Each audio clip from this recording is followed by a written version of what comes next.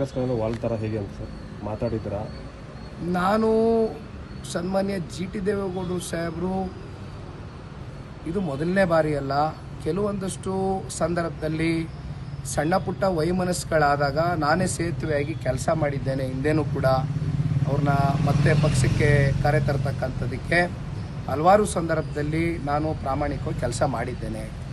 ಈಗಲೂ ಕೂಡ ಸಣ್ಣ ಪುಟ್ಟ ವೈಮನಸ್ಸುಗಳನ್ನ ಅವರು ಹೊರಗಾಕಿದ್ದಾರೆ, ಮಾಧ್ಯಮದ ಮೂಲಕ ಪ್ರತಿನಿತ್ಯ ನೋಡ್ತಾ ಇದ್ದೇವೆ, ಇಲ್ಲ ಅಂತ ಏನಿಲ್ಲ. ಆದರೆ ಇವೆಲ್ಲವನ್ನ ಮುಂದಿನ ದಿನಗಳಲ್ಲಿ ಸರಿಪಡಿಸ್ತಕ್ಕಂಥ ಕೆಲಸ ಪಕ್ಷದ ಹಿರಿಯ ಶಾಸಕರು ನಮ್ಮ ಜೊತೆ ಇದ್ದಾರೆ. ನಾವೆಲ್ಲ ಕೈ ಜೋಡಿಸಿ ಅವ್ರನ್ನ ವಾಪಸ್ಸು ಮನವೊಲಿಸ್ತಕ್ಕಂಥ ಕೆಲಸ ಮಾಡ್ತೀವಿ. ಸರ್, ಕೊನೆ ಪ್ರಶ್ನೆ, ಈಗ ತಮ್ಮ ಪಕ್ಷದ ಶಾಸಕರನ್ನ ಕಾಂಗ್ರೆಸ್ನವರು ಸಂಪರ್ಕ ಮಾಡುವಂಥ ಪ್ರಯತ್ನ ಮಾಡ್ತಾ ಇದ್ದಾರೆ. ಯಾಕಂದ್ರೆ ಯೋಗೇಶ್ ಅವರು ಹೇಳಿಕೆ ಕೊಟ್ಟಿದ್ದಾರೆ ಕರ್ಕೊಬರ್ತೀನಿ ಅಂತ. ಕಾಂಗ್ರೆಸ್ಸು ಇವತ್ತು 139 ಶಾಸಕರನ್ನ ಹೊಂದಿರತಕ್ಕಂಥ ಪಕ್ಷ. ಹಾಗಾಗಿ ಬಹುಶಃ ಸಾಕಷ್ಟು ಜನಗಳಲ್ಲಿ ಒಂದು ಪ್ರಶ್ನೆ ಉದ್ಭವ ಆಗಿದೆ. ಇವತ್ತೇನು ನಮಗೆ ಅತಿ ಹೆಚ್ಚು ಪ್ಯಾಕೇಜ್ ಎಲ್ಲಿ ಸಿಗುತ್ತೆ, ಆ ಪ್ಯಾಕೇಜ್ನ ನಂಬಿಕೊಂಡು ಹೋಗಿರ್ತಕ್ಕಂಥ ಒಬ್ಬ ಶಾಸಕ ಅವರೇ ಎಷ್ಟು ದಿನ ಕಾಂಗ್ರೆಸ್ನಲ್ಲಿ ಉಳಿತಾರೆ ಅಂತಕ್ಕಂಥ ಪ್ರಶ್ನೆ ಬಹುತೇಕರಲ್ಲಿ ಕಾಡ್ತಾ ಇದೆ. ಹಾಗಾಗಿ ಅವ್ರನ್ನ ನಂಬ್ಕೊಂಡು ನಮ್ಮ ಪಕ್ಷದ ಶಾಸಕರು ಕಾಂಗ್ರೆಸ್ಗೆ ಹೋಗ್ತಕ್ಕಂಥ ವಾತಾವರಣ ಇಲ್ಲ. ಆಮೇಲೆ ನಮ್ಮ ಪಕ್ಷದಲ್ಲಿರ್ತಕ್ಕಂಥ ಶಾಸಕರು ರಾಜಕೀಯವನ್ನು ಹೊರತುಪಡಿಸಿ ನಮ್ಮ ಜೊತೆ ಅತ್ಯಂತ ಭಾವನಾತ್ಮಕವಾದಂಥ ರಕ್ತಗತವಾದಂಥ ಸಂಪರ್ಕ ಹೊಂದ್ಕೊಂಡಿದ್ದಾರೆ. ಹಾಗಾಗಿ ನನ್ನ ಜೊತೆ ನಿರಂತರವಾಗಿ ಎಲ್ಲರೂ ಸಂಪರ್ಕದಲ್ಲಿದ್ದಾರೆ. ಸನ್ಮಾನ್ಯ ಕುಮಾರಣ್ಣ ಅವರು ಡೆಲ್ಲಿಗೆ ಹೋಗಿದ್ರು ಕೂಡ ಡೆಲ್ಲಿಗೆ ನನ್ನ ಜೊತೆ ಬಹುತೇಕ ಶಾಸಕರು ಬರ್ತಕ್ಕಂಥದ್ದು.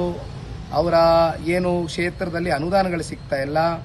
ಇವತ್ತು ಸನ್ಮಾನ್ಯ ಕುಮಾರಣ್ಣ ಅವರು ಕೇಂದ್ರದ ಸಚಿವರಾಗಿ ಕೆಲವೊಂದಷ್ಟು CSR ಫಂಡ್ಸ್ ಮೂಲಕ ಇವತ್ತು ಆ ಕ್ಷೇತ್ರದ ಅಭಿವೃದ್ಧಿಗೆ ಯಾವ ರೀತಿ ಪೂರಕವಾಗಿ ನಾವು ಅವರಿಗೆ ಶಕ್ತಿಯನ್ನು ತುಂಬೋದು, ಇವೆಲ್ಲವನ್ನು ನಾವು ಮಾಡ್ತಾ ಇದ್ದೇವೆ. ನಮ್ಮ ಶಾಸಕರು ಯಾರು ಕೂಡ ಅಸಮಾಧಾನಿತರು ಇಲ್ಲ. ಬಹುಶಃ ಈ ರೀತಿ ಅಸಮಾಧಾನಿತರು ಇರ್ತಕ್ಕಂಥ ಸಂಖ್ಯೆ ಕಾಂಗ್ರೆಸ್ನಲ್ಲಿ ಹೆಚ್ಚಾಗಿದೆ. ಅದಕ್ಕೆ ಈಗ ತಾನೇ ನಾವು ಮಾತನಾಡಬೇಕಾದ್ರೆ ಹೇಳಿದೆ, ಹೊಸಪೇಟೆಯ ಶಾಸಕರು ಆ ಒಂದು ನಿದರ್ಶನ ನಾವು ನೋಡಿದ್ದೇವೆ. ಈ ರೀತಿ ಬಹುತೇಕರ ಭಾವನೆ ಇದೆ. ಹಾಗಾಗಿ ಆ 139 ಜನ ಶಾಸಕರನ್ನ ಕಾಂಗ್ರೆಸ್ಸು ಉಳಿಸ್ಕೊಳ್ಳಿ. Okay sir, thank you. ಈ ಒಂದು ಹಿನ್ನಡೆ ತಾತ್ಕಾಲಿಕವಾದಂಥ ಒಂದು ಹಿನ್ನಡೆ, ಕಾಲಚಕ್ರ ತಿರುಗ್ತಾ ಇರುತ್ತೆ, ಎಲ್ರಿಗೂ ಒಂದು ಅವಕಾಶ ಕೊಡ್ತಾರೆ ಜನ ಅಂತಕ್ಕಂಥದ್ದು ಭಾವಿಸಿದ್ದೇನೆ. ಈ ಹಿನ್ನೆಲೆಯಲ್ಲಿ ಇವತ್ತೊಂದು ಸಮಾವೇಶ ಕರೆದಿದ್ದೇವೆ. ಅವರಲ್ಲಿ ಒಂದು ಆತ್ಮಸ್ಥೈರ್ಯ ಉಂಟು ಮಾಡಬೇಕಾಗಿದೆ ಕರೆದಿದ್ದೇವೆ. ಸರ್, ರೇವಣ್ಣವ್ರು ಮತ್ತೆ ನಿಖಿಲ್ ಅವರು ಸ್ಪರ್ಧೆ ಮಾಡ್ತಾರೆ ಚಟ್ಮಾಡದಲ್ಲಿ 28ನೇ ಇಸ್ವಿಗೆ ಅಂತ ಹೇಳಿದ್ದಾರೆ ಮೊನ್ನೆ. ರಾಮನಗರ ಅಂತ. ಈಗ ಈ ಒಂದು ಚುನಾವಣೆ ನನ್ನ ಪಾಲಿಗೆ ಅತ್ಯಂತ ಅನಿರೀಕ್ಷಿತವಾದಂಥ ಬೆಳವಣಿಗೆ. ನನ್ನ ಮುಂದೆ ಇರತಕ್ಕಂಥದ್ದು ಒಂದೇ ಪ್ರಶ್ನೆ, ಒಂದೇ ಸವಾಲು. ಜನತಾದಳ ಪಕ್ಷ ಸ್ಥಾಪನೆ ಆಗಿದ್ದರಿಂದ ಹೈಯೆಸ್ಟ್ 58 ಸೀಟ್ಗಳನ್ನ ನಾವು ಮುಟ್ಟಿರ್ತಕ್ಕಂಥದ್ದು, ಅದು ನಮ್ಮ ಮುಂದೆ ಇರತಕ್ಕಂಥ ಇತಿಹಾಸ.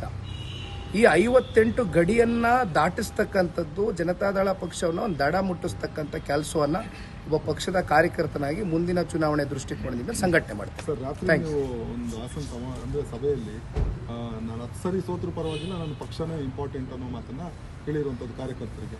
ಪಕ್ಷ ಸಂಕಷ್ಟದಲ್ಲಿ ಇದ್ದಾಗ ಜೊತೆಯಲ್ಲಿ ಜಿಲ್ಲೆಯ ಕಾರ್ಯಕರ್ತರು, ನಾವು ಅನೇಕ ಸಂದರ್ಭದಲ್ಲಿ ನಮಗೆ ಜಿಲ್ಲೆಯ ಜನತೆ 8 ಸಲ MLA ಮಾಡಿದ್ದಾರೆ, 3 ಸಲ MP ಸ್ಥಾನ ಕೊಟ್ಟಿದ್ದಾರೆ. ಅದೇ ರೀತಿ ಸನ್ಮಾನ್ಯ ದೇವೇಗೌಡರು ಕುಮಾರಣ್ಣವರು ಕೂಡ ಜನಗಳು ಅವಕಾಶ ಕೊಟ್ಟಂಥ ಸಂದರ್ಭದಲ್ಲಿ ಜಿಲ್ಲೆಯ ಸಮಗ್ರ ಅಭಿವೃದ್ಧಿಗೆ ಪ್ರಾಮಾಣಿಕವಾಗಿ ಕೆಲಸ ಮಾಡಿದ್ದೇವೆ. ಆ ಸಾಕ್ಷಿ ಗುಡ್ಡೆ ಬಿಟ್ಟೋಗಿದ್ದೇವೆ ಇವತ್ತು. ಅದು ಯಾರೂ ಮರೆಮಾರಿಸ್ಲಿಕ್ಕೆ ಆಗೋದಿಲ್ಲ. ಹಾಗಾಗಿ ಚುನಾವಣೆಯಲ್ಲಿ ಏಳು ಬೀಳು ಅಂತಕ್ಕಂಥದ್ದು, ಸಾಧಕ ಬಾಧಕಗಳು, ಚುನಾವಣೆಯಲ್ಲಿ ಯಾರಾದರೂ ಗೆಲ್ಲಬೇಕು, ಯಾರಾದರೂ ಸೋಲ್ಬೇಕಾಗ್ತದೆ, ಅದು ಸಾಂದರ್ಭಿಕವಾಗಿ ನಡೀತಕ್ಕಂಥದ್ದು. ಚುನಾವಣೆಗಳಲ್ಲಿ ಆ ತೀರ್ಮಾನ ಸಾಂದರ್ಭಿಕವಾಗಿ ತಗೊಳ್ತಾರೆ ಜನಸಾಮಾನ್ಯರು. ಇವತ್ತೇನು ಜನ ಒಂದು ತೀರ್ಪನ್ನು ಕೊಟ್ಟಿದ್ದಾರೆ, ಶಿರಸಾವಹಿಸಿ ಆ ತೀರ್ಪಿಗೆ ತಲೆಬಾಗಿ ತೀರ್ಪಿಗೆ ಒಪ್ಕೊಳ್ತೇನೆ. ಮುಂದಿನ ದಿನಗಳಲ್ಲಿ ಜಿಲ್ಲೆಯ ಕಾರ್ಯಕರ್ತರಿರ್ಬೋದು, ಜಿಲ್ಲೆಯ ಜನತೆಯ ಒಂದು ಹೃದಯವನ್ನು ಗೆಲ್ತಕ್ಕಂಥದ್ದಕ್ಕೆ ಏನು ಮಾಡಬೇಕು ಮಾಡ್ತೇವೆ. Sir, Ashwavega English news coming soon. Your channel, your voice, your trust.